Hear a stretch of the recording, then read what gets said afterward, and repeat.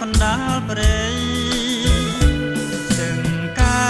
ធ្លាប់តែច្រៀងបំពេនោមដួងខែឲ្យគូស្នេហ៍ភ្លេងទុំភេថ្ងៃនេះទឹកហូរគ្មានប្រណី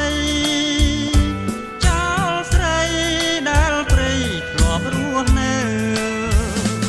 ដាយដែលសំរងវងខាងត្រាដាយភ្នួងកែសាធ្លាប់កើយភ្លើណាមខំ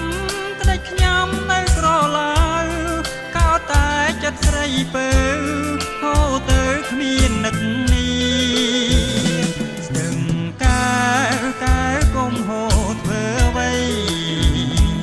ព្រោះប្រណីដល់បាំងសេដែលកំព្រីធ្លាប់បានជួបភាំងកែវពំងារ